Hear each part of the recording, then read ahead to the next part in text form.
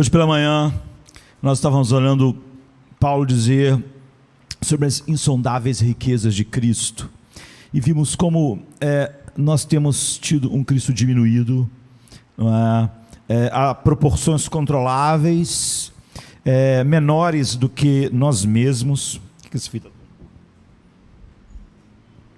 Menores que nós mesmos, e esse Cristo pequeno, menor que a vida, menor que os dramas, esse Jesus que não é um Jesus de riquezas insondáveis, acaba por vermos ele assim, não tendo o desespero que realmente algumas pessoas, até quando ouvem a pregação da palavra, dizem que aquilo, em vez de estimulá-la, ela está desanimada. Não é verdade, né? Nós vimos que o que falta é um verdadeiro desespero. E eu acho que, se eu pudesse encerrar o que eu estava falando hoje de manhã, para começarmos a meditar, eu acho que esse desespero tem que levar a gente até um colapso, não é? E uma vez que tenhamos perdido a esperança de nossas próprias capacidades de gerar qualquer coisa em nossas vidas, perdemos todas as esperanças em qualquer coisa que os homens façam, e chegamos àquele lugar onde Paulo estava sentindo a miséria infinita, não é? Que é, na verdade, onde o homem está. Isso acontecerá repetidas vezes, porque nós vimos que esse é o processo de arrependimento, e nós vamos enfrentar a nossa pecaminosidade sem nenhum vestígio do humanismo, do vitimismo. Não há nada de nobre, no entanto, se isso for a única coisa que nos caracterize. Nós temos que chegar aí, nós vamos experimentar isso, mas não habitamos aí, porque não ficamos entregues aos nossos próprios recursos para sempre. Sempre vamos estar nos vendo em nós mesmos nesse lugar. Mas esse desespero saudável é um cruzamento, não é uma rodovia onde a gente simplesmente fica. Nós devemos ir para lá, mas a Bíblia ensina, em vez disso, que cada experiência de desespero deve nos fundir, se ela é verdadeira, novamente em uma comunhão mais profunda com Cristo. É por isso que nós vimos antes as riquezas, 7 características dessas riquezas insondáveis, não é? Qualquer tipo de tristeza e desespero que nos afasta de Cristo não é desespero de verdade, é arrogância, não é? Se nós nos desesperarmos de nós mesmos e de todas as coisas que prometem algo, então nós vamos correr para Cristo, em vez de fazer o oposto. Quando Paulo diz, miserável homem que sou, ele diz, graças a Deus por Jesus Cristo. Você vê, qualquer tipo de desânimo, tristeza e desespero que não leva o homem para Cristo, não é desespero de verdade. Não é? A pessoa não viu as riquezas insondáveis de Cristo e a sua miséria. Então, ela ainda acha que existem outras coisas. Então, isso é como pular em um trampolim. Nós devemos descer ao vazio de nós mesmos, mas então deixar isso nos levar a novas alturas em Cristo. É assim que nós crescemos. O arrependimento, a Bíblia chama esse movimento, essas 2 etapas na nossa alma, de arrependimento e fé. Arrependimento e fé. Agora, você e eu precisamos ter em mente claramente o que é isso. Arrependimento é se afastar de si mesmo. O arrependimento traz esse colapso do desespero, porque o arrependimento é se afastar de si mesmo, mas é arrependimento e fé. Fé é voltar-se para Cristo, não é? Fé bíblica. Você não pode ter um sem o outro. Se alguém tem fé, supostamente, um voltar-se para Cristo, sem um desesperar-se de si mesmo, é óbvio que ele não se voltou para Cristo. É por isso que muitas pessoas hoje dizem que tem Cristo e não tem nada das riquezas insondáveis de Cristo moldando sua vida. Então o arrependimento que não se volta para Cristo não é arrependimento real. Uma pessoa que diz, eu estou muito arrependido, miséria, eu estou sentindo, mas ela não corre para Cristo, então não é arrependimento. Não bíblico. A pessoa está dando ao pecado nomes bonitos, o que é pior. E a fé que não se afastou primeiro do eu, através do desespero, não é fé real. não é? Se você correu para Cristo, supostamente, mas Ele como um bônus, Ele como algo que vai ajudar, você não tem fé verdadeira, porque não houve arrependimento. Se estivermos viajando na direção errada, as coisas serão consertadas à medida que nos afastarmos na direção certa. E você vê que essas coisas acontecem simultaneamente, né? Você está indo na direção errada e você vai estar se afastando do que é errado e se aproximando do que é certo quando você começa o movimento oposto. E não tem que acontecer uma coisa, não tem que acontecer o arrependimento para depois a fé, ou uma fé que de vez em quando leva ao arrependimento. Essas coisas acontecem simultaneamente. Eu me afasto de mim mesmo e me aproximo de Cristo. Eu me desespero de mim mesmo e dou graças a Deus por Jesus Cristo. Quando eu me desespero, supostamente, e fico lá, esse não é um arrependimento verdadeiro, nem um desespero profundo. Eu ainda acredito em algumas coisas. Alguns cristãos parecem pensar que a vida cristã é iniciada com um ato decisivo de arrependimento e depois alimentada pela fé. Mas como Lutero ensinou, e a gente viu hoje pela manhã, tudo na vida é arrependimento. Não é? E como está na sua primeira tese, a gente meditou especialmente sobre isso na quinta-feira, em que ele diz: quando nosso Senhor e Mestre Jesus Cristo disse, arrepende-se, Mateus 4,17, ele desejou que toda a vida dos cristãos fosse arrependimento. Um constante desesperar de si mesmo e um constante graças a Deus por Jesus Cristo.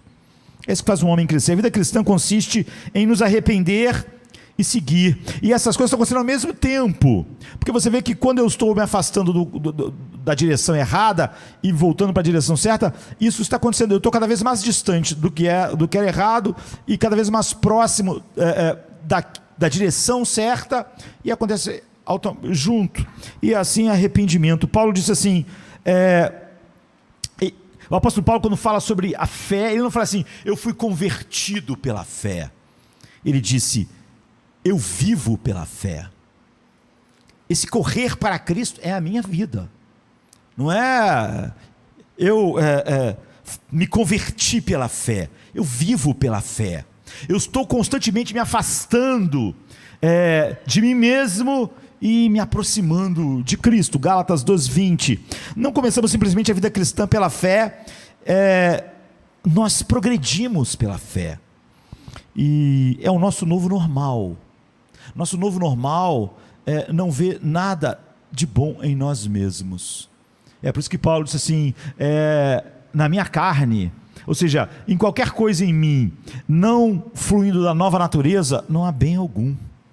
Esse eu desespero, ele não tem nenhuma esperança em nada que não seja Cristo. Nós processamos a vida, nós navegamos por essa existência mortal, nos voltando momento a momento para Deus com confiança e esperança, e nos afastando de qualquer esperança e confiança em nós mesmos, em qualquer coisa que o homem possa fazer. Isso acontece minuto a minuto, não é?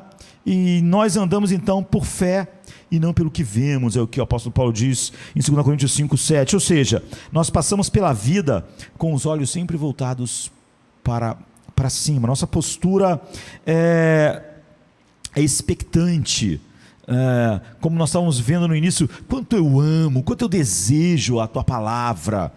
E arrependimento em fé, em uma palavra então, é colapso, sabe? Tanto arrependimento quanto a fé, entretanto, nunca devem ser vistos isoladamente de Cristo. E sempre que você vê arrependimento e fé isolado de Cristo, eles são falsos. Arrependimento e fé são conectores de Cristo. Eles não são nossa contribuição. Eu entrei com arrependimento e fé. Não. Eles são conectores. Eles simplesmente são o caminho os caminhos pelos quais nós chegamos à cura real, o caminho que Deus criou para nós. Jack Miller, ele disse em uma carta a um amigo, há muito tempo atrás, assim: quando você se volta para Cristo, você não tem um arrependimento à parte de Cristo, você apenas tem Cristo. Portanto, não busque arrependimento ou fé como tal, mas busque Cristo. Quando você tem Cristo, você tem arrependimento e fé. Cuidado ao buscar uma experiência de arrependimento, apenas busque uma experiência de Cristo. Ou seja, quando você busca Cristo, você encontra arrependimento e fé. Quando você vê as riquezas insondáveis de Cristo, você se desespera de si mesmo, arrependimento, e você quer Cristo, e toma Cristo, e abraça Cristo, fé. Não é? Você não pode buscar: eu queria tanto me arrepender, eu queria tanto ter fé. Você não pode ter essas coisas fora de Cristo. Você não busca, você busca Cristo. E o diabo pode... o diabo é complexo e esperto, não é? Ele não se importa se você pensar muito sobre arrependimento. Não se importa. Ele não importa se você pensar muito sobre fé, se você não pensar em Cristo. Busca Cristo e relacione-se com Cristo como um amoroso Salvador, Senhor, que te chamou para conhecê-lo e conhecer essas riquezas insondáveis. E à medida que você se desespera, agonizando com a desolação causada por seus fracassos, fraquezas e inadequação, deixe o desespero, que o desespero leve você ao fundo da honestidade consigo mesmo, não é? Deixe o desespero levar você ao verdadeiro colapso, como aquele antes fariseu Paulo, não é? Pois lá você vai encontrar o próprio Senhor Jesus, vivo, que irá surpreendê-lo. Então, esse seria o fecho para aquilo que nós queremos olhar hoje, não é? A gente aprimora a nossa visão de quem é Jesus, e é isso que cada culto, cada momento como esse deve fazer. E nós estabelecemos a realidade salutar contínua do autodesespero. E então chegamos ao colapso na fé penitente, vez após vez, nos braços daquele que tem riquezas insondáveis. Mas esse Jesus, ele permanece à distância? Como realmente nós acessamos isso? Qual é a natureza do nosso relacionamento com ele? O Novo Testamento dá uma resposta retumbante. Aqueles que caem nele assim, em arrependimento e fé, são unidos a ele. A palavra a expressão que o Novo Testamento usa aqui são um com ele. Esta não é a doutrina da justificação, ou a reconciliação, ou a doutrina da adoção, ou qualquer outro ensino bíblico importante. Esse é o centro controlador, de acordo com o Novo Testamento, do que significa ser cristão. O Novo Testamento se refere a sermos unidos com Cristo 200 vezes. Isso dá em média uma referência a cada página do Novo Testamento.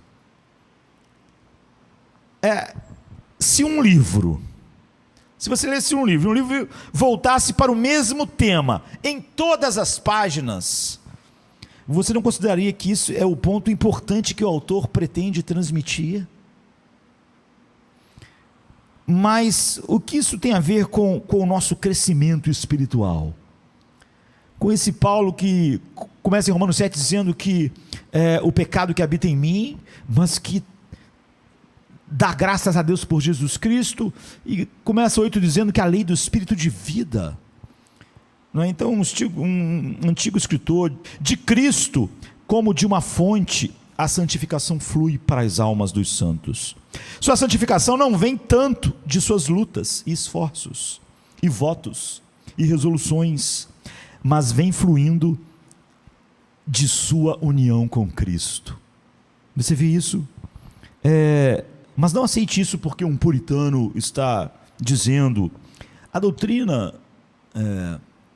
da união com Cristo é onde a própria Bíblia aborda a questão de como um cristão pode crescer, de como ele vai experimentando todas as coisas que vai fazendo ele ser adulto em Cristo. Não, mas menino, que depende das circunstâncias. Em Romanos 6, Paulo aborda a objeção de por que o evangelho da graça não é um incentivo para pecar. Porque muitas pessoas naqueles dias já falam para Paulo: se isso é verdade, isso aí é um incentivo para pecar. Seria, se você não entendesse nada do que o evangelho é. E ele traz então a realidade da nossa união com Cristo. E diz assim, no verso 1 ao 5: devemos continuar no pecado para que a graça abunde? De jeito nenhum. Como nós que morremos para o pecado, ainda vamos viver nele. Você não sabe que todos nós fomos batizados em Cristo Jesus e fomos batizados em sua morte? Fomos sepultados, portanto, com ele pelo batismo na morte, para que, assim como Cristo ressuscitou dos mortos pela glória do Pai, também nós possamos andar em novidade de vida. Pois se nos unimos a ele em uma morte como a dele, certamente estamos unidos a ele em sua ressurreição e em sua vida. Essa é a doutrina da união. A lógica do texto é esta: sim, mas pecado, mas graça. E sua graça realmente sempre supera o pecado. Sempre. Mas os crentes, portanto, não pecam. Mas, porque a sua graça não é uma transação. A graça não é uma transação. Se fosse só um negócio, você pensaria: olha, se eu faço mais disso e ganho mais disso, então eu vou fazer mais isso para ganhar mais disso aqui. Não é? Se eu vou pecar mais para ter mais graça.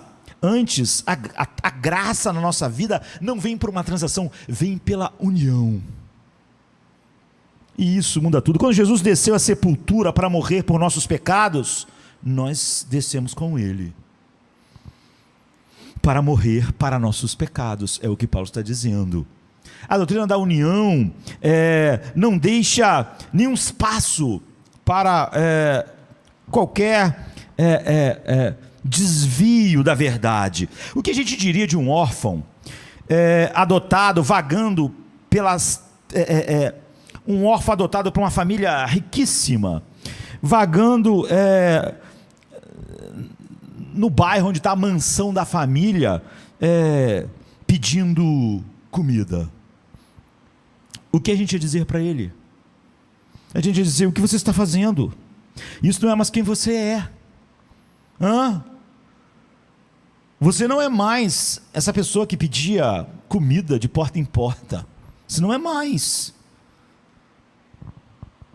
Encontramos uma lógica semelhante em livros do Novo Testamento, como Efésios, como Colossenses. E vamos considerar exatamente o que é a união com Cristo e como essa doutrina nutre o crescimento espiritual. Deus em mim. Existem basicamente 4 maneiras diferentes pelas quais os cristãos entendem o crescimento. As 3 primeiras são mais ou menos comuns na igreja, em igrejas diferentes e em pessoas diferentes, às vezes na mesma igreja. E a 4ª é a única que é bíblica. Mas você vai ver que há algo sutil que pode enganar. A primeira é: nós crescemos numa relação Deus, então eu. A segunda é Deus e não eu. A terceira é Deus mais eu. E a 4ª é Deus em mim.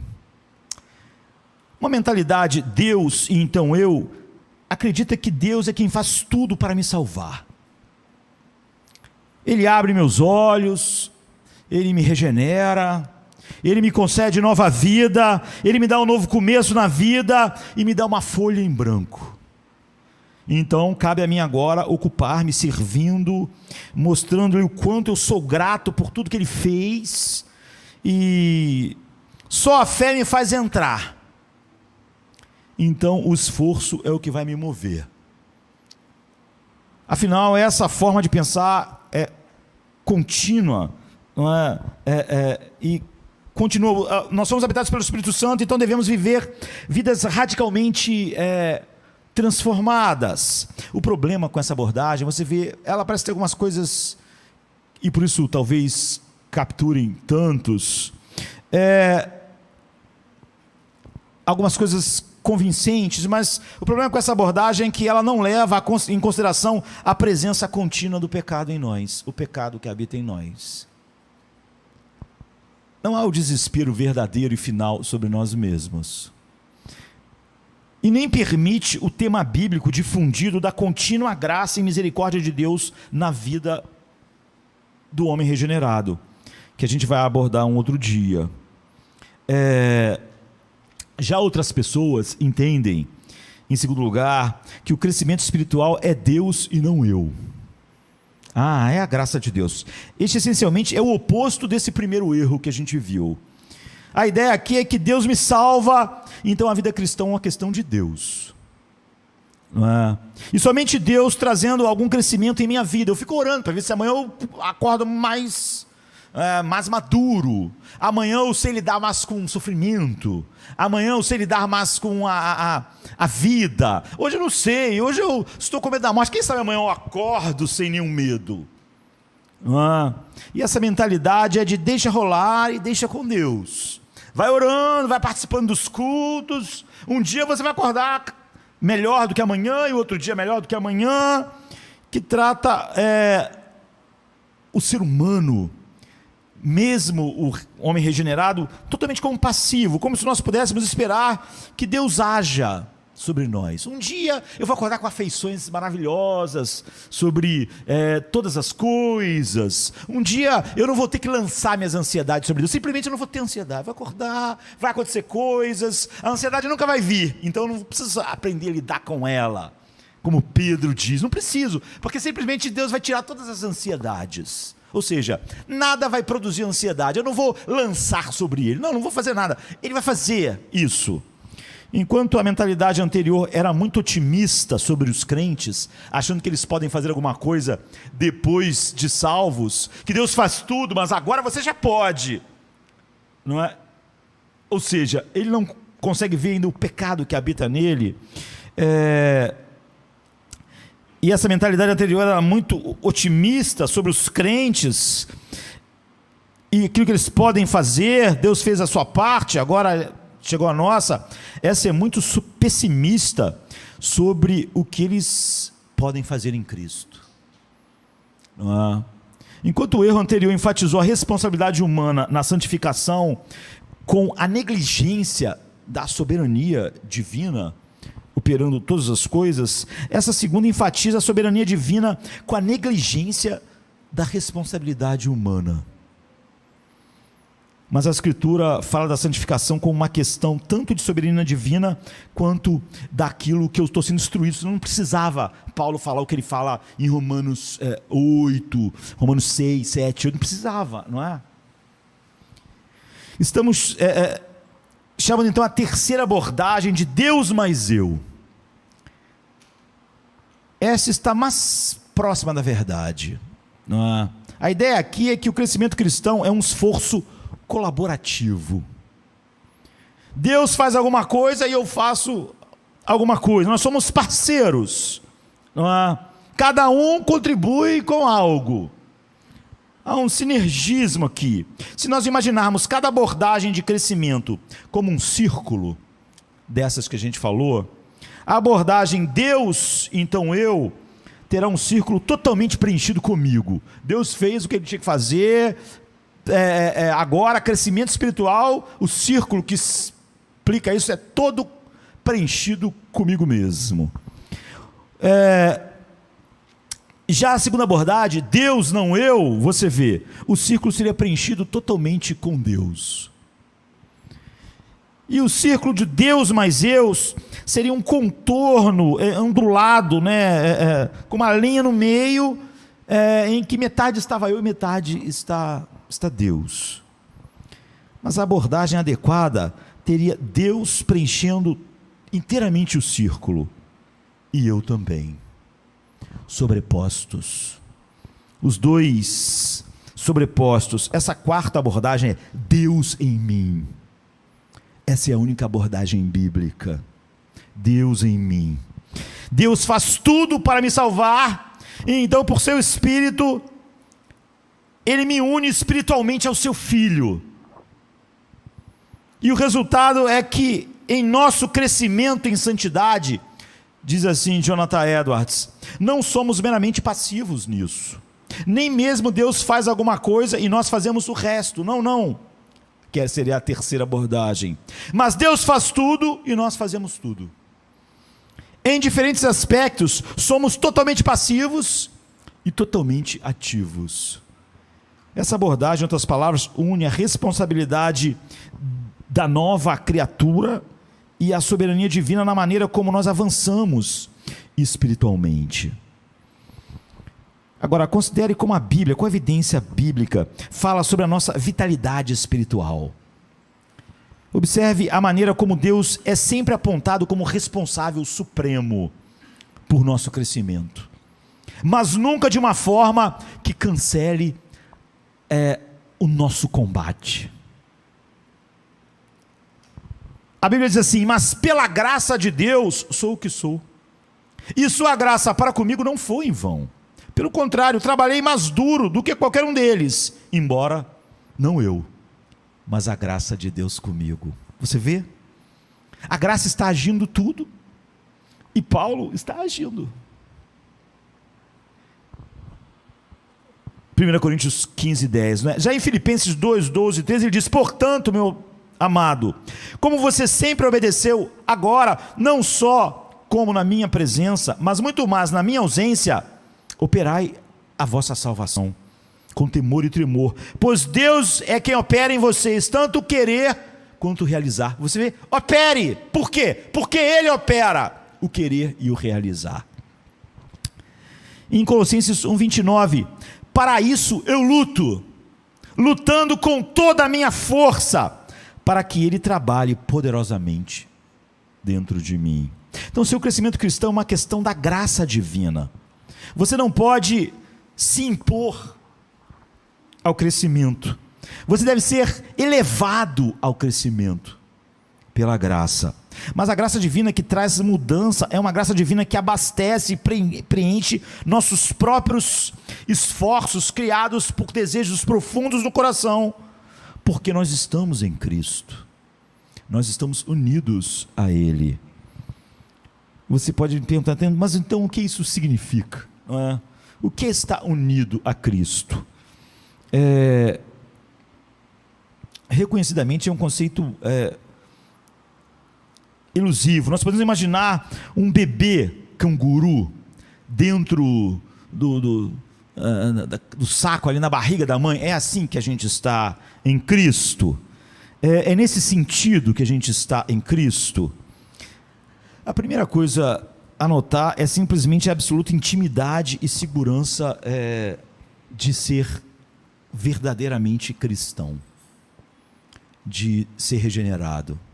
Porque estar em Cristo é o que caracteriza isso. Nosso crescimento cristão ocorre na esfera de uma inevitabilidade, se nós estamos em Cristo. Uma inevitabilidade maravilhosa, até mesmo uma invencibilidade. Eu estou unido a Cristo. Eu nunca posso ser desunido dele. Essa é a verdade bíblica. A lógica das cartas do Novo Testamento é que, para eu me desunir a Cristo, o próprio Cristo teria que perder o seu lugar.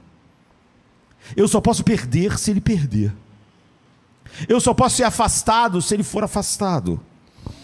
Ele teria que ser expulso do céu para que eu também fosse. Nós estamos seguros. O livro de Romanos, capítulo 6, 7 e 8, fala sobre a segurança inabalável de alguém que está em Cristo. Então, um pastor teólogo escocês, há muito tempo atrás, entendeu corretamente a centralidade da doutrina da união com Cristo e explicou com poucas palavras, de uma maneira clara e ótima. Assim, Cristo é o novo ambiente do homem redimido.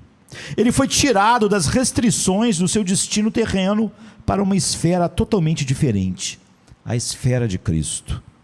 Ele foi transplantado para um novo solo e um novo clima, e tanto o solo quanto o clima são Cristo. Seu espírito está respirando um elemento mais nobre, ele está se movendo em um plano mais elevado.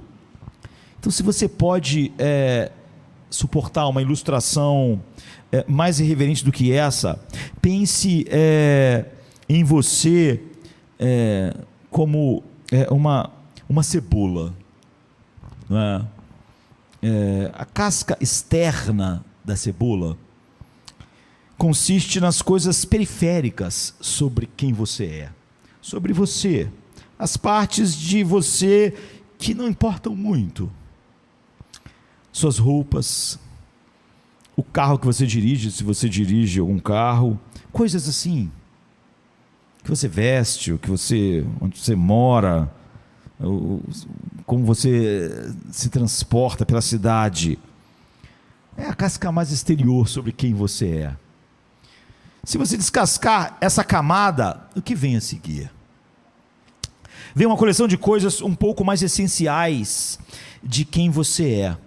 A família em que você foi criado, seu perfil de personalidade, seu tipo de sangue, seu temperamento natural.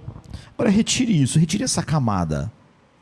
A próxima camada, mais profunda, são os seus relacionamentos, seus amigos mais queridos, seu cônjuge, se você for casado, enfim, os seus relacionamentos mais importantes. Retire isso, retire essa camada. A próxima camada, mais profunda, é o que você acredita sobre o mundo, as verdades que você acalenta no fundo do seu coração, quem você acredita que é Deus. Você pode dizer assim, mas tem gente que não acredita em Deus, mas ele acredita que alguma coisa é Deus, que alguma coisa dá satisfação, razão, sentido, não é? E qual é o seu futuro? De onde você acha que a história mundial, para onde você acha que ela está se dirigindo?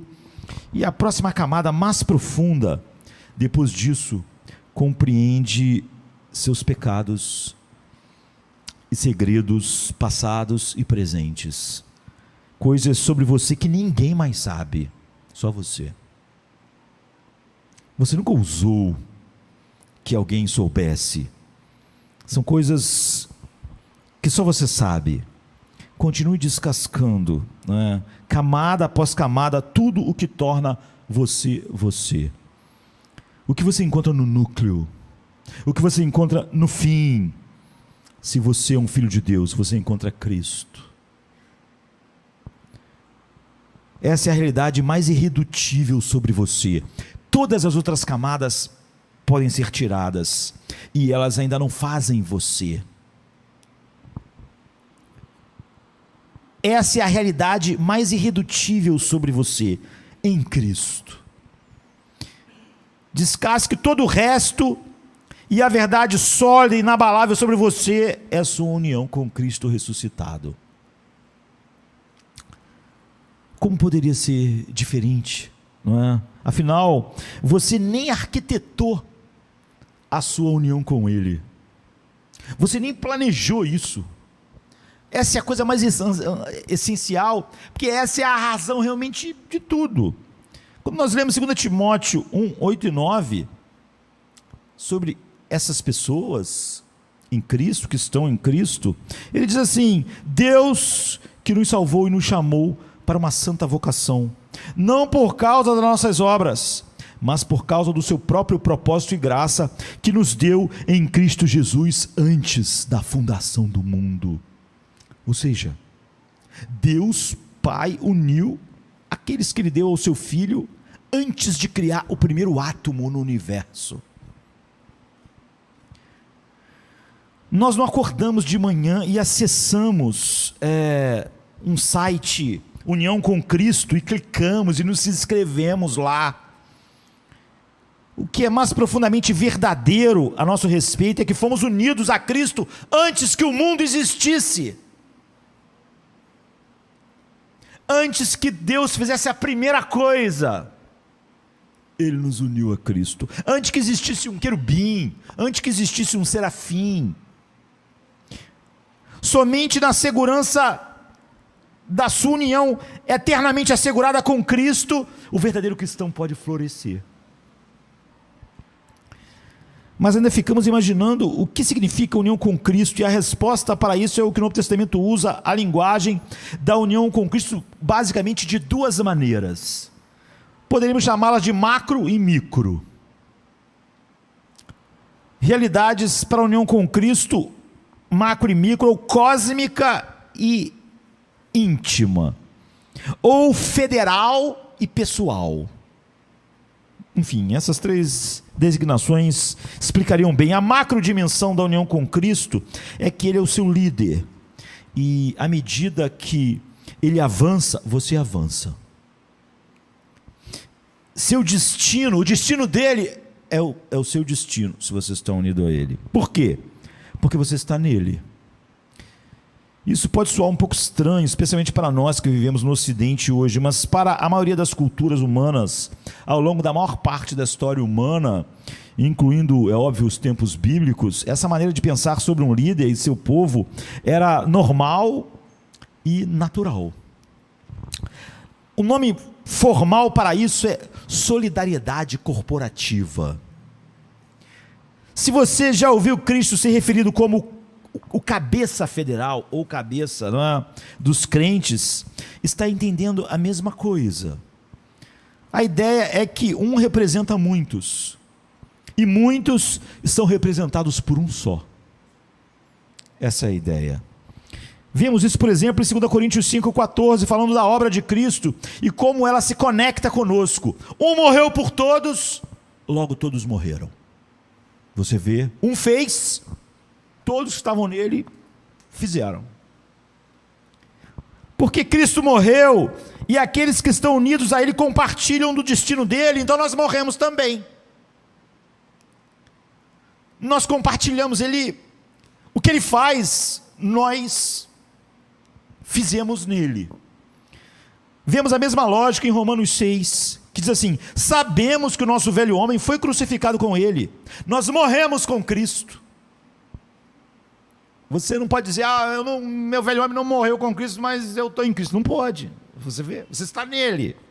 Estar em Cristo, então, dessa forma macro, cósmica ou federal, é que o nosso destino está ligado ao destino dele por essa união. 1 Coríntios 15, 22 é toda a Bíblia em uma frase curta. A Bíblia tem muitas essas coisas assim, né? Você teria muita dificuldade de resumir as coisas assim, mas a Bíblia é perfeita em todos os sentidos, e nisso ela é perfeita. Ela resume a Bíblia inteira, às vezes, numa sentença. Diz assim: assim como todos morreram em Adão, assim também esses que o Pai deu ao Filho serão vivificados em Cristo. O que aconteceu com ele, acontece com todo mundo. A alternativa para estar em Cristo é estar em Adão. Só há essas duas alternativas. Todo mundo tem um cabeça federal. Ou você está em Adão, ou você está em Cristo. Ou você vai, você está indo em direção a um destino ou outro. Não há nenhuma terceira opção. Não há ninguém que está em si mesmo. Simplesmente. E essa é a realidade definidora, fundamental de cada ser humano. O que define o ser humano, finalmente, a última coisa lá, como eu fui tirando as camadas da cebola, a última coisa é que um homem está em Adão, então ele está debaixo da maldição, ou ele está em Cristo. O atleta mais famoso, o ícone cultural mais famoso, que está cercado de milhões de fãs nas redes sociais, a coisa mais profunda sobre ele, mais verdadeira e final, é que ele está em Adão ou em Cristo. Todo aquele resto que você está vendo, todo aquele glamour, todas aquelas coisas, não são tão importantes sobre ele. A coisa mais importante sobre ele é: ele está em Adão, ele está em Cristo. É a coisa definidora. Nós podemos ainda ser mais específicos. A mensagem do Novo Testamento é absolutamente emocionante nesse ponto e promove o nosso crescimento espiritual. Ao sermos transferidos do destino de Adão para o destino de Cristo, nós somos transferidos não simplesmente de uma pessoa para outra, mas de um éon, que o que é um imensurável período de tempo que você não pode precisar, então, é isso. É uma eternidade, é isso. Você é transferido de um éon para outro. Quando Jesus Cristo ressuscitou dos mortos, a nova era que o Velho Testamento havia antecipado silenciosamente, entrou em erupção na história da humanidade. Estar unido a Cristo como seu novo cabeça federal, é ser colocado nessa nova esfera. Se você é de fato regenerado, é cristão, você foi levado pela graça divina à nova ordem que os profetas predisseram, que Isaías predisse, que Ezequiel predisse, que Daniel predisse. A nova criação já começou a despontar. Muitas vezes não parece, porque a velha era decaída continua avançando, bem ao lado da nova, não é? E nós ainda não fomos glorificados, somos pecadores caídos, mas nossa identidade básica, nossa localização fundamental na nova era, é porque nós estamos em Cristo. É isso que nos coloca lá. Cristo mergulhou através da morte e saiu do outro lado, numa nova criação que despontou da sua obra. E estar dentro dele significa que ele puxou você para dentro da sua morte e para a sua vida agora. Para traduzir, 2 Coríntios 5,17 rigidamente diz: se alguém está em Cristo, é uma nova criação. No texto grego não há verbo como há aqui. O que Paulo está dizendo é que se você está em Cristo, você foi levado para o Éden 2.0, a gente pode dizer assim. A nova criação que silenciosamente irrompeu quando Cristo saiu daquele túmulo. Então, é essa. Ao considerar sua própria pequena vida, ainda nesse mundo, ainda sendo levada, ainda meio bagunçada, considere quem você é, considere de quem você é, considere que a ressurreição de Cristo é a garantia de que você vai ser ressuscitado também com Ele fisicamente. Então, considere que você já foi criado espiritualmente. Você não vai ser, você já é uma nova criação espiritual. É o que está em Efésios 2,6, Colossenses 2,12, 3,1. Quando você peca, agora, se você é regenerado, quando você peca, você não se comporta de acordo com o que você é agora. Você está agindo como aquele ex-órfão, adotado por um milionário, pedindo esmola. Alguém tem que ir lá dizer para você: olha, você não é, isso não representa o que você é. Não faz sentido você pedir esmola. O seu pai é milionário. Essa é a vida que não tem nada a ver contigo. Não é quem você é mais. Você foi assim. Esse foi quem você é, mas não é quem você é mais. Quando um filho de Deus regenerado peca, ele está se comportando não de acordo com o que ele é, mas ele não pode pecar como o mundo peca. O mundo, quando peca, está comportando-se exatamente como ele é. Como um mendigo pedindo esmola, está se comportando porque ele é um mendigo. O mundo, quando peca, está se comportando como ele é. Ele não é uma nova criação. Então você está agindo como um ex-órfão que foi adotado, mas continua correndo da sua mansão para a calçada para mendigar o pão, enquanto a cozinha da casa está abastecida com tudo. Entende? Você, se está em Cristo, está destinado à glória. Mas há uma realidade mais próxima e mais íntima da união com Cristo. E às vezes os autores da Bíblia falam dessa união dessa maneira, e não dessa maneira macro. Você vê, vários textos vão falar dessa maneira macro, como cabeça federal, mas várias vezes vão falar dessa maneira íntima. É difícil saber exatamente como expressar E a Bíblia, então, quando há dificuldade de expressar ideias, porque nós temos limitações, só ideias, então você tem que usar imagens para comunicar. E talvez porque essa realidade seja tão grande, você precisa de várias imagens. Então, há essa dimensão macro, federal, mas há a dimensão íntima. E então a Bíblia usa a videira e os ramos, uma cabeça e as partes do corpo, a união de um noivo e uma noiva. Em todos os casos, há uma união íntima e orgânica, um compartilhamento de propriedades, há uma unidade.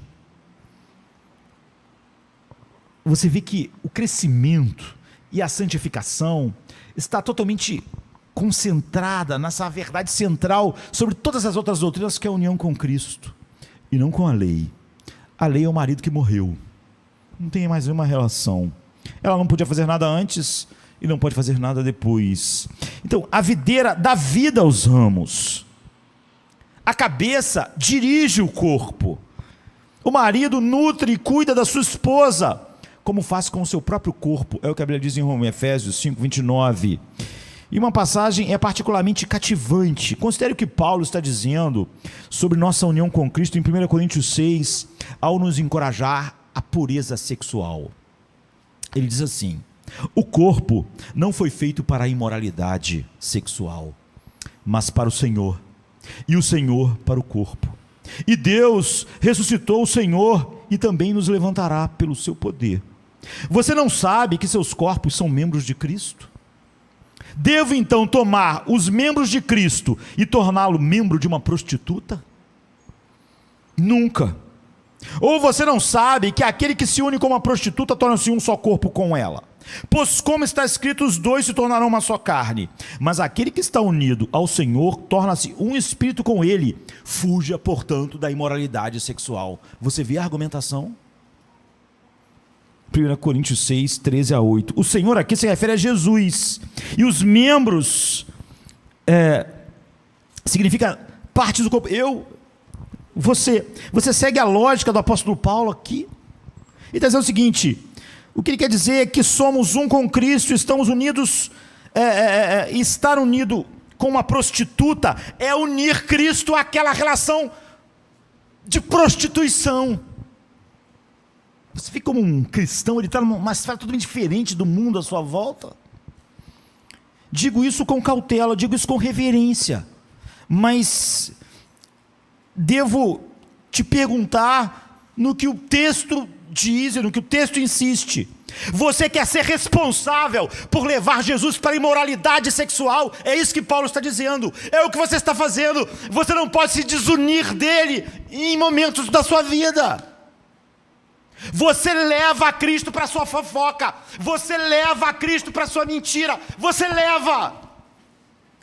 não tem como, você está unido a Ele. O argumento de Paulo para a pureza sexual é o seguinte: você vai envolver Cristo com uma prostituta, vai envolver Ele com essa sujeira.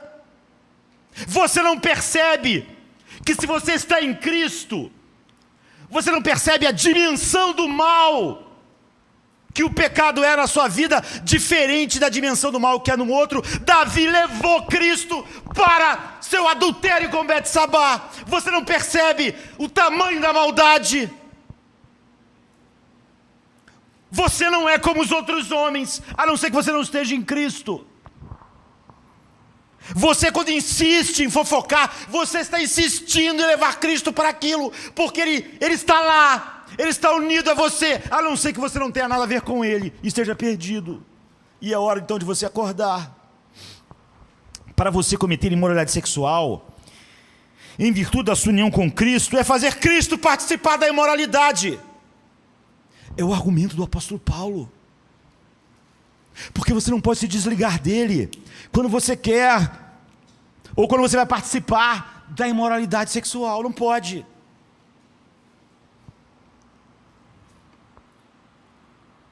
Ou seja, é óbvio que ele não está dizendo que você não pode levar Cristo a pecar no seu pecado. Ele está simplesmente absorvendo o que o texto diz, dizendo: devo então tomar os membros de Cristo, que sou eu, não, meu corpo, e torná-lo membros de uma prostituta, e observar quão vital é a nossa união com Cristo. Paulo está dizendo o seguinte: você vê como você não pode se desunir nele, se você está unido a ele, e esse é o motivo, esse amor e essa união da santificação.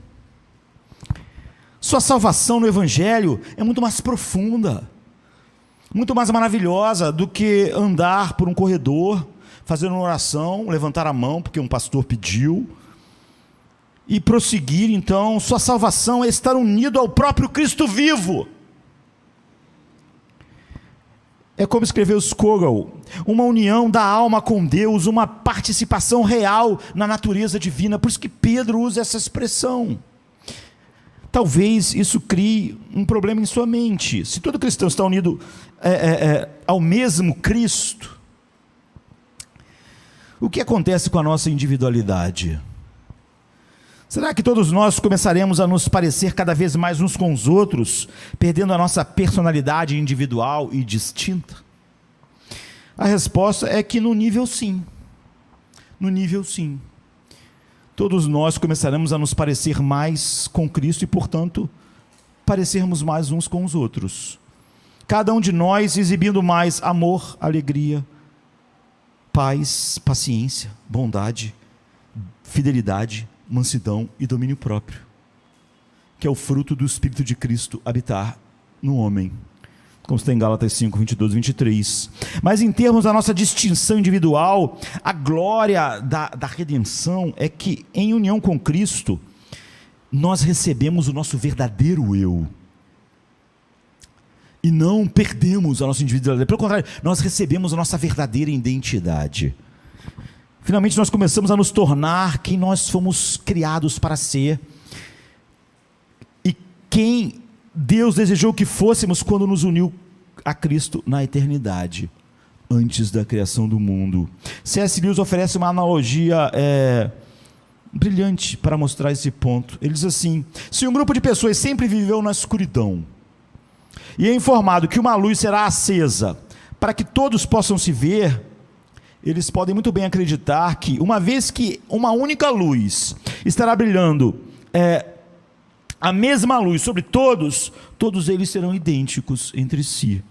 Mas é claro, nós sabemos que a luz revelaria sua distinção individual.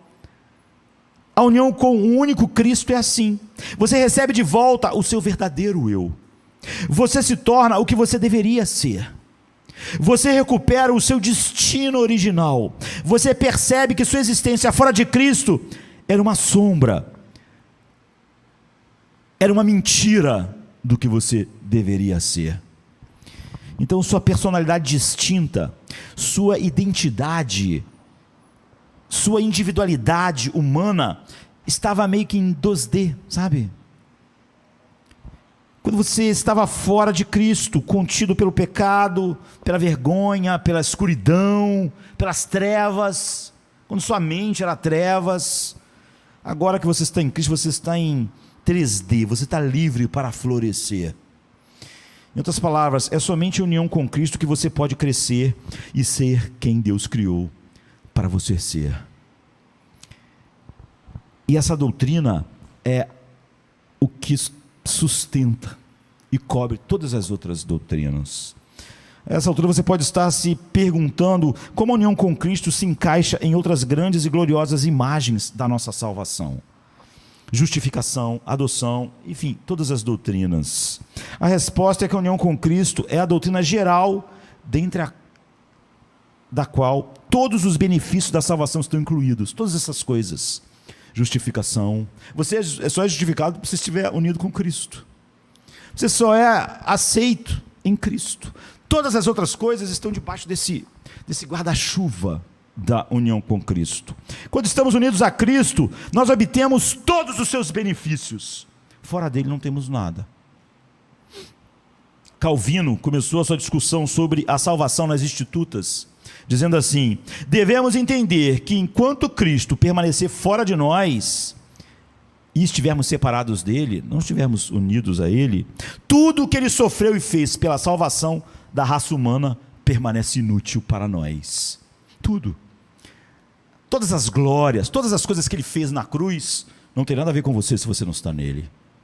Realmente você não vai ter alegria indizível e cheia de glória. Você deve buscar da melhor maneira possível nesse mundo escuro, encontrar algum alívio para finalmente mergulhar no desespero final um dia. Mas, como ele disse, separado dele, tudo o que ele sofreu e fez pela salvação de homens permanece inútil para você. Então reflita sobre a rica variedade de maneiras pelas quais o Novo Testamento fala do nosso resgate em Cristo.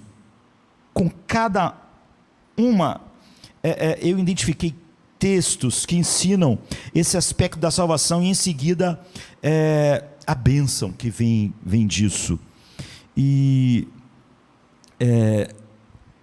nos mostra tudo que essa salvação é. Justificação é o que? É a metáfora do tribunal. Romanos 5:1, Tito 3:1. Ela quer falar sobre o quê? Sobre não mais condenado. Santificação é a metáfora do culto, não é? Como está em 1 Coríntios 1, 2, 1 Tessalonicenses 4, 6, é não mais contaminado. Você vê como no Velho Testamento tudo tinha que ser purificado para estar diante de Deus, purificado com sangue. A adoção, que é o quê? Que é a metáfora familiar. Romanos 8:15, 1 João 3, 1 e 2, não mais órfão, não mais sozinho no mundo. Reconciliação é a metáfora relacional. Romanos 5, de 1 a 11, 2 Coríntios 5, 18 a 20, não mais distante, próximo. Não é? Nós somos levados à comunhão com a Trindade. Lavar é a metáfora da limpeza física. 1 Coríntios 6, 11, Tito 3, 5, não mais sujo. Redenção é a metáfora do mercado de escravos. Você era redimido lá, alguém tinha que comprar você. Não é? Efésios 1:7, Apocalipse 14, 3, 4, ou seja, não mais escravizado. Realmente, quando diz o pecado não tem mais domínio sobre você, porque você está debaixo da graça, porque você foi redimido. Você era escravo do pecado, estava lá no mercado, mas alguém foi lá e te comprou.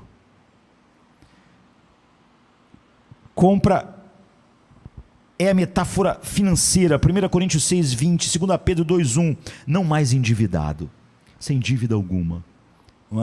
Libertação é a metáfora da prisão. Gálatas 5:1, Apocalipse 1:5, não mais preso. Novo nascimento é a metáfora da geração física.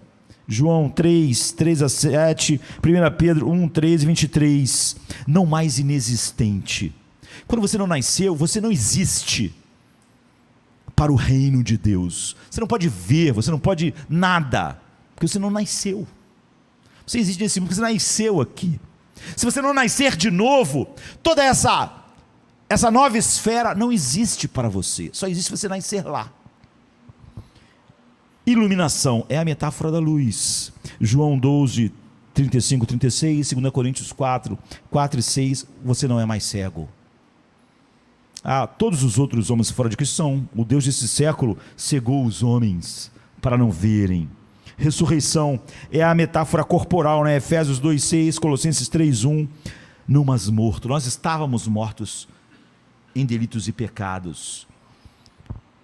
E a união com Cristo é a metáfora orgânica ou espacial, é a imagem mestre, é a imagem que engloba todas as outras. Se você está em Cristo, você obtém todas aquelas outras coisas. É tudo ou nada. Não existe cristãos mais ou menos. Um cristão pode ser um bebê, ele não pode ser um bebê para sempre. Mas seria ridículo, como eu disse aqui outro dia, se uma ovelha pequena achasse que ela não é uma ovelha porque ela não pode pular igual uma ovelha adulta, porque ela não pode correr como uma ovelha adulta, então ela pensa, então eu não sou ovelha. Não. A questão não é se ela está pulando, não está pulando, se ela corre rápido. O que faz ela ovelha é a natureza dela, é a mesma natureza da ovelha adulta. Ela só vai crescer.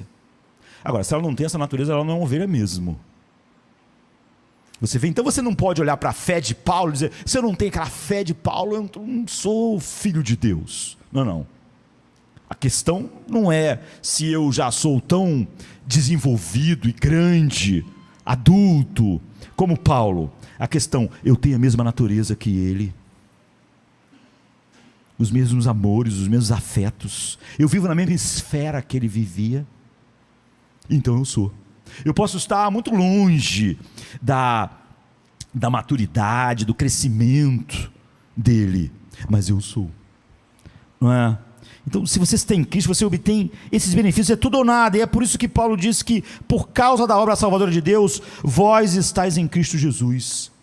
Ele se tornou, da parte de Deus para nós, justiça, santificação e redenção. 1 Coríntios 1,30. A questão é que ele é o pacote total, de alta octanagem, sem fraquezas. Ele é o Salvador perfeito. Tudo o que você precisa fazer é estar nele. E o que acontece irreversivelmente na conversão é que cada vez mais você vai ceder. Você vê, arrependimento é se afastar de você, é o colapso sobre qualquer confiança em tudo que era sobre você, e fé é se aproximar de Cristo. Tudo que você precisa fazer é estar aí. Então nós temos trabalhado muito até agora para esclarecer o que a Bíblia ensina sobre a união com Cristo.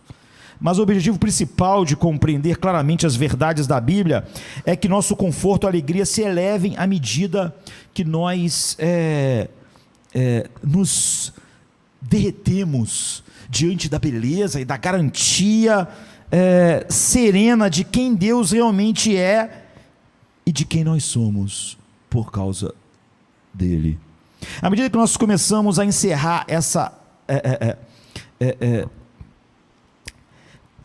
compreensão profunda sobre a nossa união com Cristo, eu quero pedir que você deixe sua mente, o seu coração mergulhar fundo na realidade dessa verdade.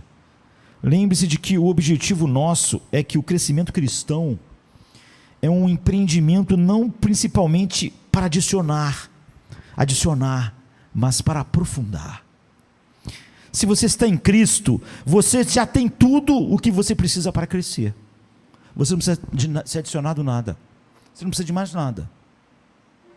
Tudo, Pedro diz, para a vida e para a piedade. Você já tem tudo. A questão do crescimento cristão nunca é adicionar, é aprofundar. Se você está em Cristo, você tem tudo do que você precisa. Você está unido a Cristo pelo Espírito Santo. Você está nele e ele está em você. Você está em outra esfera. Você não tem nada a ver com a lei, nem com a esfera que você estava em Adão. Ele é o seu cabeça federal e ao mesmo tempo nós vimos que é o seu companheiro íntimo. Você não pode perder. Você é inesgotavelmente rico. Não há como gastar o que você tem nele. Pois você é um com ele e ele é inesgotavelmente rico. São as riquezas insondáveis de Cristo. Ele é o herdeiro do universo. Ele é o herdeiro de todas as coisas. Tudo foi feito por causa dele e para ele. Jonathan Edwards falou da união com Cristo assim, de uma maneira maravilhosa num sermão. Ele diz assim: em virtude da nossa união, da união do crente com Cristo, ele de fato possui todas as coisas, o cristão. Mas pode-se perguntar como ele possui todas as coisas. O que ele é melhor por causa disso? Como um verdadeiro cristão é mais rico do que as outras pessoas? Para responder a isso, vou lhe dizer o que quero dizer com possuir todas as coisas. Jonathan Edwards diz: quero dizer que Deus é tripessoal, né? É um Deus, três pessoas. Tudo o que ele é, e tudo o que ele tem, e tudo o que ele faz, tudo o que ele faz ou fez, todo o universo, todos os corpos e espíritos, terra e céu e anjos, humanos e demônios, sol, lua, estrelas, universo, terra, mar, peixes e aves, toda a prata e ouro, reis e potentados, são tanto do cristão quanto o dinheiro que está no bolso dele agora.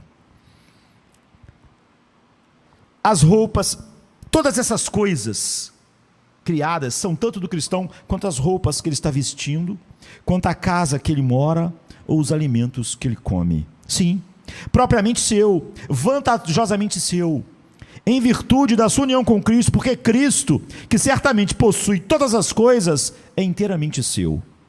Para que os cristãos possuam tudo, mais do que uma esposa a parte do melhor e querido marido, mais do que a mão possui o que a cabeça faz, é tudo dele. Cada átomo do universo é dele, é administrado por Cristo, de modo a ser mais vantajoso para o cristão. Tudo que existe no universo está sendo operado de uma maneira para ser mais vantajoso para o cristão, porque tudo existe por causa de Cristo. O cristão, cada átomo no universo é administrado por Cristo de modo a ser o mais vantajoso para o cristão. Cada partícula do ar ou cada raio do sol, de modo que ele, no outro mundo, quando vier a vê-lo, sente-se e desfrute de toda essa vasta herança com surpreendente e indizível alegria. Porque isso é verdade para qualquer um de nós. Apenas, diz Jonathan Edwards, porque estamos em Cristo. É a única razão. Só isso nos colocou nisso. Mergulhe nessa realidade, não é? Deixe isso penetrar em você. O Filho Divino, por meio de quem todas as coisas foram feitas, como está em Colossenses 1,16. O Filho Divino que sustenta todas as coisas pela palavra do seu poder, como está em Hebreus 1,3. Aquele cujo constante cuidado e orientação sem a sua palavra, toda a realidade molecular do universo se desmoronaria, como está em Colossenses 1,17. É a esse com quem você está unido para sempre. Por nenhuma atividade própria, mas pela pura ação poderosa de Deus antes da fundação do mundo. Você foi envolvido pelo triunfante governo e razão de todo o cosmo. Portanto, nada pode tocar em você que não toque a Ele. Para chegar até você, toda dor teve que passar por Ele. Toda agressão, toda decepção tem que passar por Ele antes de chegar a nós. Você está protegido por um amor invencível. Tudo o que penetra em sua vida, não importa o quão difícil seja, na vida de Paulo, na vida de Jonathan Edwards, vem através dos ternos cuidados dele. Ele mesmo sente a nossa aflição, não é?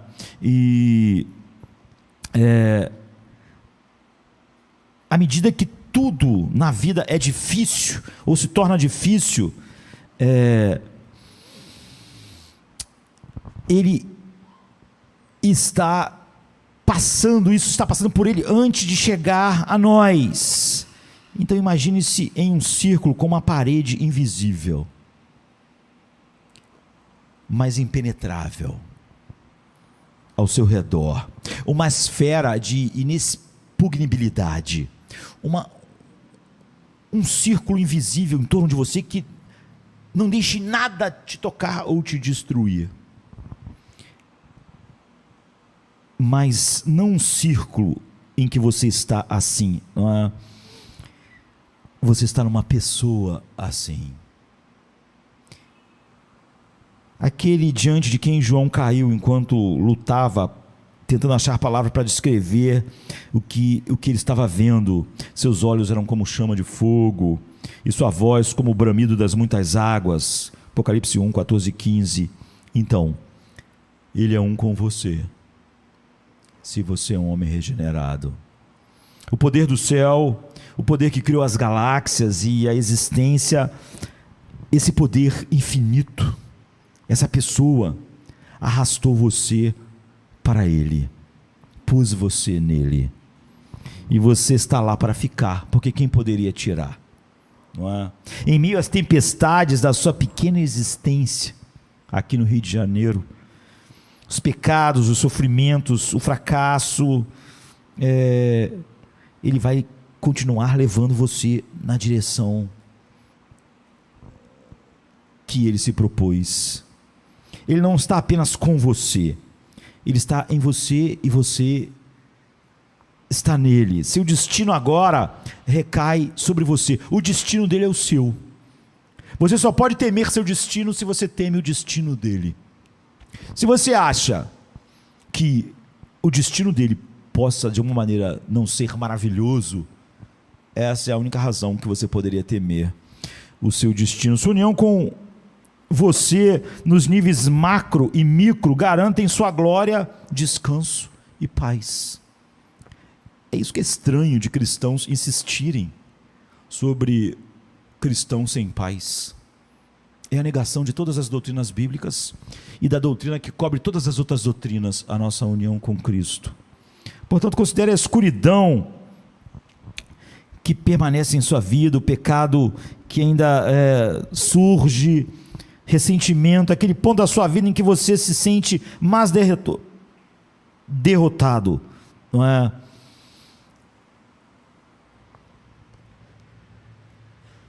Não há nada na vida de um cristão intransponível. Quem define o que o cristão não é a biologia ou o seu temperamento. Não importa se Paulo tem um temperamento e Pedro tem um outro totalmente diferente. Isso só parecia intransponível se você não está em Cristo. Mas Cristo e sua união com Ele venceu a morte, venceu o pecado, venceu absorvendo em si mesmo toda a ira infinita de Deus, que nada pode ser maior. No que diz respeito ao pecado em sua vida, Cristo e sua união com Ele está acima de todo o seu poder. Por mais profundo que você possa pensar que um fracasso vá, Cristo é mais profundo que isso, se você está com Ele. Por mais alto que você possa pensar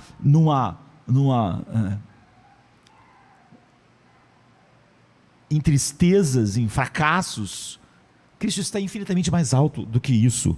Por mais forte que o seu pecado pareça, o vínculo de um homem salvo com Cristo é muito mais forte do que isso. Viva o resto da sua vida pensando em sua união com o Rei do céu, com o Deus eterno. Descanse sabendo que seus pecados, primeiro, não podem te expulsar de Cristo, e em segundo lugar, não podem ser mais poderosos do que Ele em nós. Desde que sua consciência cada vez mais se aprofunde na união com Ele e fortaleça todas as suas resistências, já que você está nele, como o ramo está na videira, não é? Ao pecado. Veja a sua união com Ele, como Paulo estava descrevendo, como você, ao pecar, está fazendo isso numa esfera totalmente diferente. Você, na sua vida, se você está em Cristo, o pecado não é mais o que você é. Não é? Então, olhe para a Bíblia, reflita sobre o cuidado incansável. Você foi fortalecido com o poder de lutar e vencer o pecado, porque o poder que ressuscitou Jesus dos mortos agora reside em você. Nunca levante ideias humanas como se isso pudesse realmente impulsionar você ou ajudá-lo. Você nunca mais poderá ser acusado de maneira própria. Portanto, agora nenhuma condenação há para os que estão em Cristo Jesus. Romanos 8:1. Obtenha forças da sua unidade com Ele, e só desse lugar. Você não está sozinho, você não está isolado. Quando você peca, não é? Você sabe que Ele o colocará de pé, e que nenhum pecado tem autoridade na sua vida. Não é quem você é, se você está em Cristo. Ele levanta a sua cabeça, eu em mim e você, e eu em você. Em João 14:20 diz: naquele dia conhecereis que eu estou em meu Pai, e vocês estão em mim, e eu estou em vocês. Então, as primeiras 3 coisas que a gente viu hoje foram principalmente estabelecendo um alicerce da santificação, olhando para a realidade, como vimos no domingo passado, do pecado que habita em nós.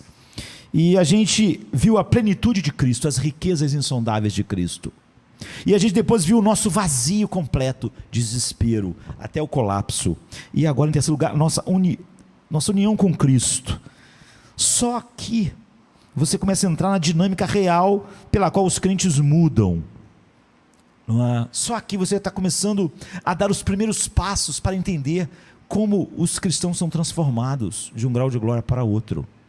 Antes de entender isso, o homem não deu nem os primeiros passos nessa direção. Esse aqui não é o fim. Esses são os passos iniciais, básicos. E, por exemplo, a primeira coisa que vem é o amor de Deus.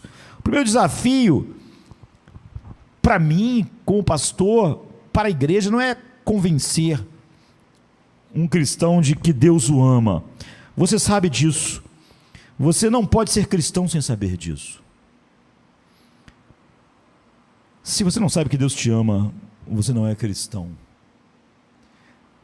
Então o desafio é convencê-lo de quão maior é o amor de Deus do que normalmente nós concebemos. No final do livro de Jó, Jó disse: eu te conhecia de ouvir, mas agora os meus olhos te veem.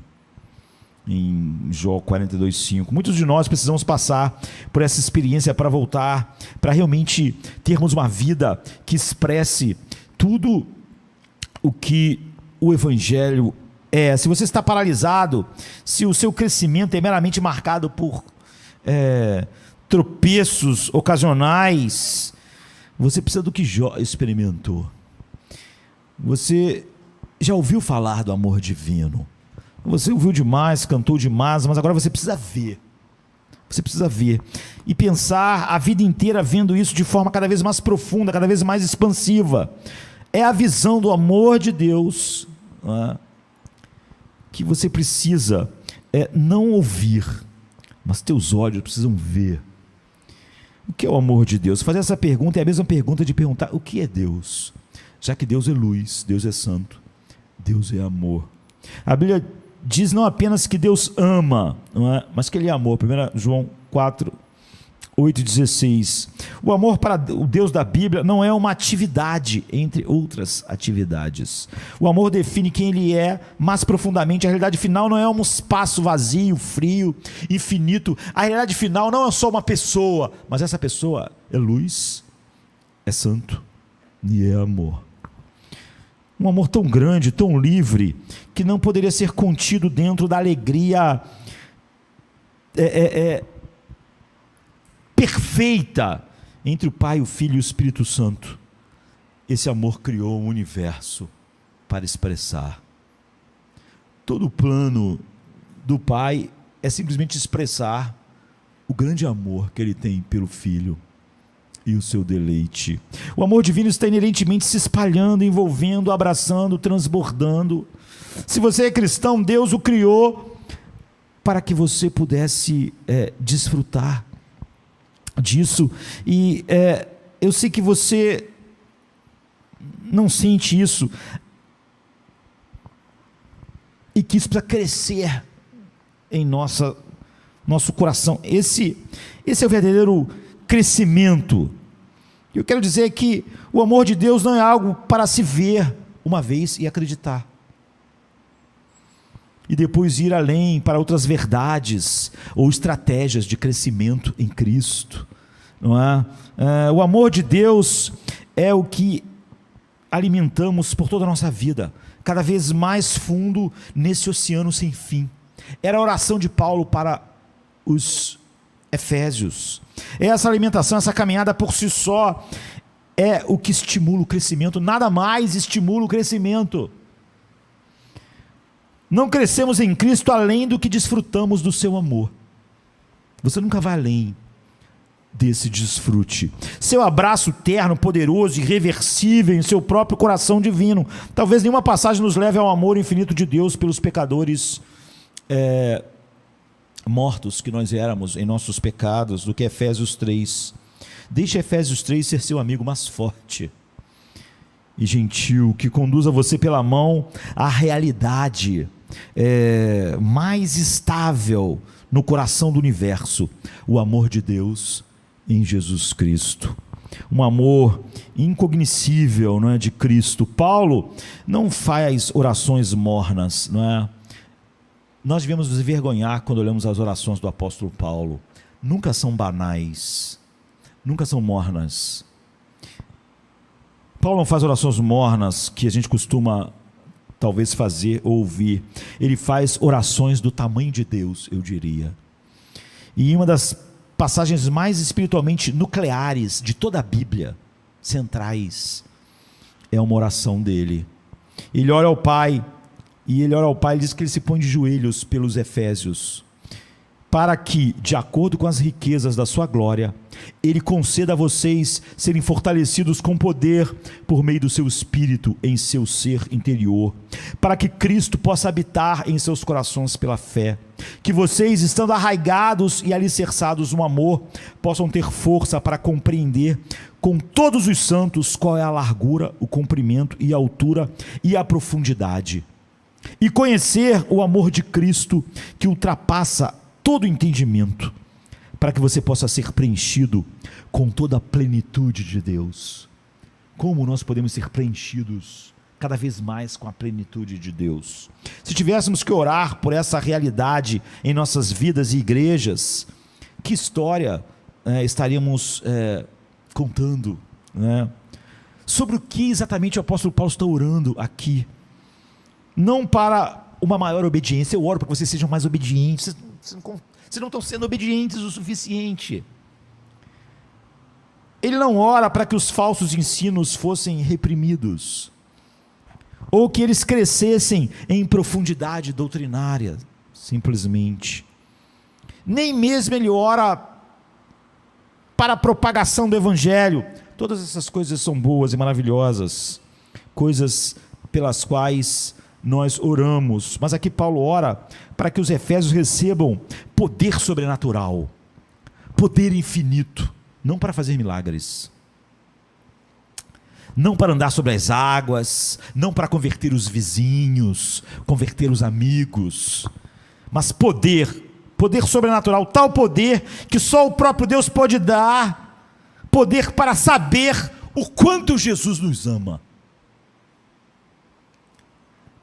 Não apenas para ter o amor, ou acreditar, mas para conhecer o amor de Cristo. Qual é o estado da sua alma hoje enquanto você ouve? Considere sua própria vida interior, reflita sobre Cristo. Você conhece o amor de Cristo? Lembre-se, Paulo está escrevendo para uma igreja. Ele está escrevendo para os crentes, para pessoas que haviam sido reconciliados de uma vez por todas, quando foram regenerados. Mesmo assim, Paulo ora para que eles conheçam o amor de Cristo.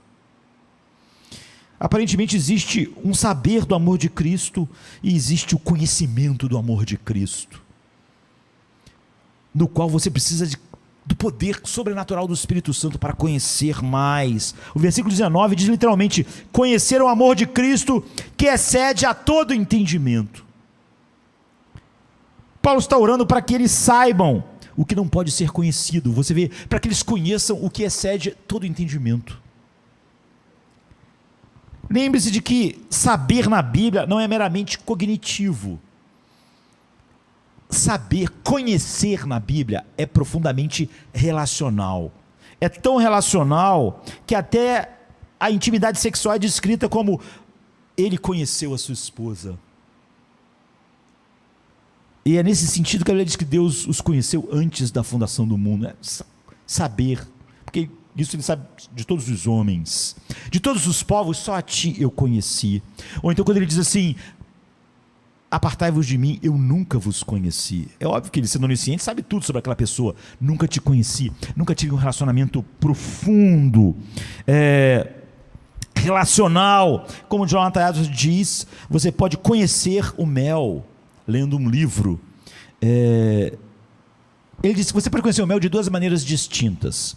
Você pode saber a composição química do mel e ler um livro que fala 500 páginas sobre o mel. Você vai saber tudo sobre o mel. Você vai ser o maior especialista em mel que existe. Composição química, tudo sobre o mel. Você é o expert em mel, ele diz. Você pode conhecer o mel assim, de duas maneiras distintas. Você pode saber a composição química do mel e tudo sobre ele, ou você pode botar ele na sua língua e conhecer a sua doçura.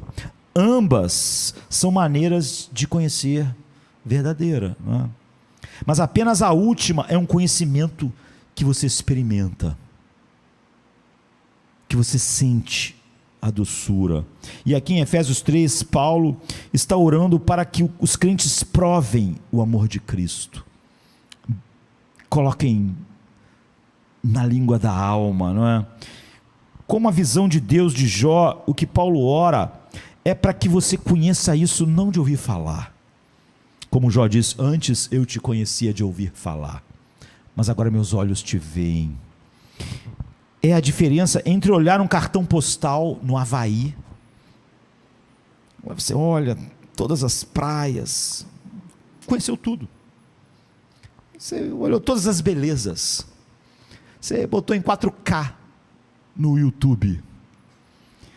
Essa é a diferença entre você conhecer assim, conhecer tudo, ou você sentar numa cadeira de praia lá no Havaí, sentir o sol, o vento no rosto, sentir o cheiro da maresia, não é? As folhas balançando.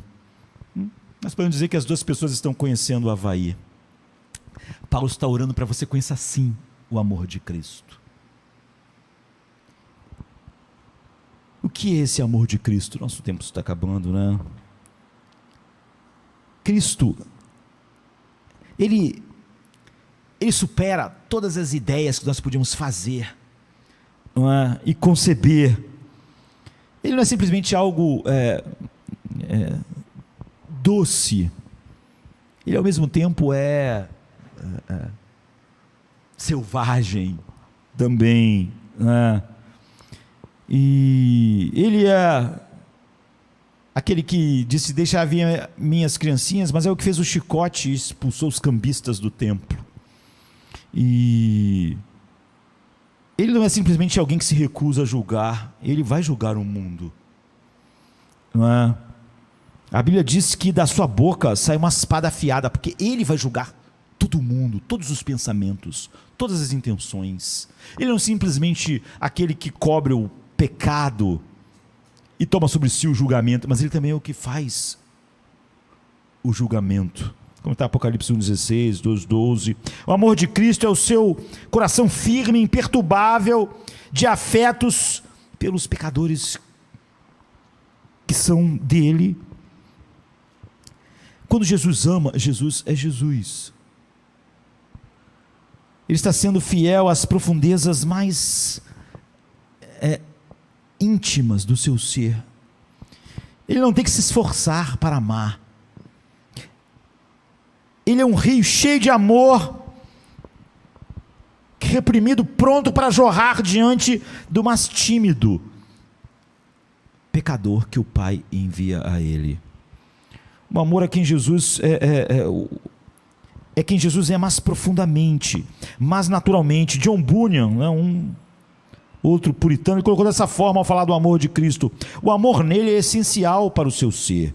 Deus é amor, Cristo é Deus, portanto Cristo é amor, amor naturalmente. Ele pode muito bem deixar de ser, se ele tivesse que deixar de amar. Por que deixar de si? Então observe que o texto de Efésios 3, Paulo deseja que os crentes compreendam a largura, o comprimento, a altura e a profundidade. Do quê? A maneira como Paulo constrói isso é estranha, porque não é imediatamente óbvio. O que vemos, porém, é que ele então passa imediatamente a dizer que deseja que eles conheçam o amor de Cristo no verso 19. Ou seja, existe um paralelo entre se compreender e saber, compreender qual é a largura, o comprimento e a profundidade. 18. Conhecer o amor de Cristo. Esse paralelo nos leva a concluir que é o próprio amor de Cristo que é expansivo em sua largura, comprimento, altura e profundidade. Porque ele fala assim: poderdes perfeitamente compreender com todos os santos qual seja a largura e o comprimento e a profundidade. E conhecer o amor de Cristo, que excede a todo entendimento. Isso é impressionante porque apenas uma outra realidade no universo é ilimitada, infinita e sem limites: o próprio Deus. Paulo está dizendo que o amor de Cristo é tão expansivo quanto o próprio Deus. O problema é que nós subestimamos isso. Nunca podemos superestimar. Você nunca vai poder exagerar no amor de Deus, porque Ele não tem nenhum limite no qual você pudesse ultrapassar para exagerá-lo. O amor infinito que Ele tem pelo seu Filho, derramado agora por quem está em seu Filho. É na medida que esse amor de Cristo se torna real para nós, não apenas algo com o qual nós concordamos no papel, lendo o livro sobre mel, mas vívido para nós. Não só quando a gente vê aquelas praias maravilhosas do Havaí no YouTube, mas quando você está sentindo o vento na sua cara, a temperatura da água. Então, nessa medida nós somos cheios da plenitude de Deus. Efésios 3:19.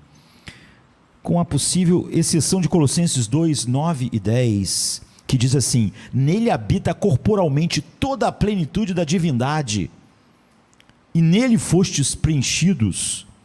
Para mim, essa é a afirmação mais surpreendente da Bíblia. Quem somos nós? Fracos, vacilantes. Muitas das vezes encontramos motivos mistos em nós ainda, para sermos preenchidos com a própria plenitude de Deus, para que vocês conheçam o amor de Cristo que excede todo entendimento e sejam preenchidos com a plenitude de Deus. Como encher o barro com a plenitude do oleiro? Como encher a planta com a plenitude do jardineiro? Como encher a casa com a plenitude do arquiteto? Que condescendência de tirar o fôlego, que dignidade surpreendente foi derramada sobre nós. Isso que nos impulsiona. No entanto, isso não é algo que Deus ceda em fazer, desejando que Ele pudesse estar fazendo outra coisa. Eu vou ter que fazer isso. Não é algo que Deus faz enquanto Ele, como você às vezes faz coisas, trabalhando e fazendo coisas, que você desejaria estar fazendo outra coisa, mas aquilo é necessário. Não. Encher seu povo caído com sua própria plenitude é o seu maior prazer. Encher o seu povo caído da plenitude do seu Filho é o seu deleite. É o centro, não a periferia, do que tira, não sei que pode usar essa metáfora, da cama a cada manhã, não é? E como Ele faz isso? Qual é o meio pelo qual Ele nos enche da sua própria plenitude? Conhecer o amor de Cristo, que ultrapassa todo entendimento, para que sejais cheios de toda a plenitude de Deus. Conhecer o amor de Cristo é um meio de se estar cheio da plenitude divina, único meio de ser santificado de verdade, de ser transformado de um grau de glória para outro. Somos infundidos com a plenitude divina, a plenitude com a alegria, experimentando o amor de Cristo. Nós não saímos e alcançamos lutando, nos esforçando a plenitude de Deus. Nós a recebemos. Essa é a surpresa da vida cristã. Obtemos tração para a vida espiritual, que Paulo diz: contudo não eu, mas a graça de Deus em mim. Recebemos tração quando começamos não a trabalhar, mas quando abrimos nossas mãos. A vida cristã é de fato combate, combater o bom combate, labuta, trabalho. Qualquer um que tentar lhe fazer pensar o contrário é um falso mestre. Mas nós não podemos receber o que Deus tem para dar enquanto nossos punhos estão cerrados, nós pensando no que nós devemos fazer ou podemos fazer pelo um esforço moral, pelas nossas próprias capacidades. Por isso é tolice falar em capacidades ou a nossa falta de capacidade para não termos aquilo que a Bíblia está dizendo. Precisamos abrir nossos punhos, nossos olhos e levar para o céu para conhecer o amor de Cristo. E então, o que eu quero dizer aqui é que o seu crescimento em Cristo não irá além da sua firmeza, bem no fundo do seu coração, de como o amor de Cristo infinitamente está derramado sobre você. Que Ele puxou você para o fundo do seu coração. Que sua afeição pelos seus nunca diminui. Aqueles que Ele amou até o fim. Não é assim que o Evangelho descreve. Aquilo que em você, que mais o faz estremecer, só que eram todas as suas iniquidades, só o fizeram mais determinado a ficar debaixo da ira do Pai para te tirar dela. No seu ponto de vergonha e arrependimento mais profundo, no seu colapso e desespero de você mesmo, é aí que Cristo está. O velho puritano Thomas Gooden, ele escreveu: Cristo é amor coberto de carne. O amor divino não é calculista e cauteloso como o nosso. O Deus da Bíblia é irrestrito. Se estivermos unidos a Cristo, os nossos pecados não se tornam um empecilho, eles vão ser destruídos pelo o amor de Deus que é derramado em nossos corações pelo Espírito Santo que nos foi dado. Embora nossos pecados nos tornem mais miseráveis, e você vai se sentir miserável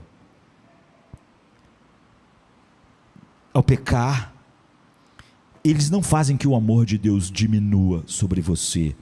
E é esse conhecimento que te enche da plenitude, que te faz vencer o pecado dia a dia. Cada poema de cortar o coração, cada história de resgate, cada romance que evoca anseios em nós, né? Tolkien, Wendell Berry, John Donne e mil outras histórias, são um eco do amor por trás de toda a história humana, não é?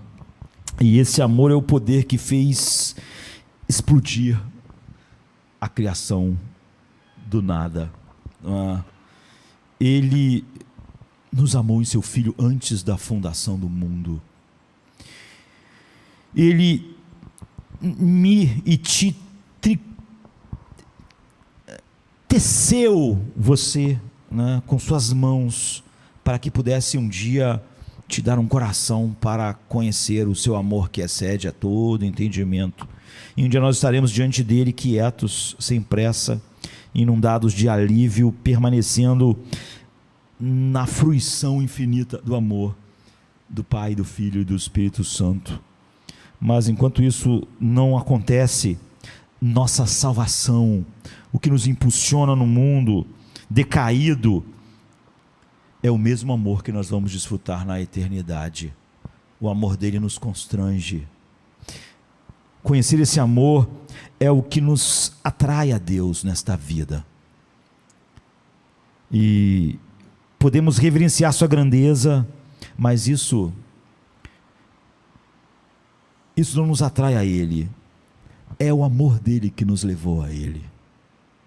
Todas as grandezas do seu caráter só nos esmagariam, não é? Em outras palavras, não teremos prazer em Deus mais do que provar seu amor. Você pode pensar na soberania, na santidade, se você não conhecer o amor de Deus, você não vai ter prazer nessas coisas. E o maior teólogo entre os gigantes puritanos, John Owen, ele fala sobre essa conexão entre nosso crescimento na graça e o amor de Deus assim: por mais que vejamos o amor de Deus, tanto teremos deleite nele e nada mais. Se você não vê esse amor, você não terá deleite nele. Qualquer outra descoberta de Deus sem esse conhecimento apenas fará a alma fugir dele. Mas se o coração for tomado por esta eminência do amor do Pai, esse coração não pode escolher, ele é dominado, conquistado e querido e requerido por ele. Se o amor de um pai não faz uma criança deleitar-se com ele, o que faria? Quando eu digo aos meus filhos que eu os amo, eles podem dizer, eu sei, pai. Eles podem acreditar, mas dificilmente eles podem conhecer isso. Eu não consigo abraçá-los o suficiente para mostrar isso. Eu não posso dizer alto o suficiente. Eu não consigo expressar com a frequência suficiente. E nós podemos fazer um ode à frustração por não ser capaz de comunicar, por exemplo, aos nossos filhos, como eles são preciosos para nós. Se isso é verdade em um nível humano, vindo de um pai pecador, caído, como eu, como deve ser o amor de Deus no nível infinito? Como isso poderia ser comunicado a nós? Vindo de um pai incrivelmente santo, temos a tendência de pensar que corremos o risco de exagerar nisso, mas na verdade Paulo diz que para conhecer isso, nós temos que ser totalmente preenchidos pelo poder infinito do Espírito Santo. Nós, não querendo ser ousado, mas tomando cuidado para não exagerar, nunca pense em Deus em nenhum outro termo agora em Cristo, a não ser desse amor. É nisso que você precisa crescer para crescer em santidade. Quanto mais você conhece do amor de Deus em Cristo, mais você é cheio da plenitude de Deus, mais você é constrangido por esse amor e mais você não vive mais para si mesmo. Você se afasta, não é? Você realmente colapsou, você realmente se desesperou totalmente de você mesmo fora de Cristo. Não há nenhuma esperança. Em você mesmo você não vê bem nenhum, como Paulo diz em Romanos 7. E a gente precisa experimentar esse amor divino, e é sobre isso que eu quero falar no próximo domingo. Vamos ficar de pé.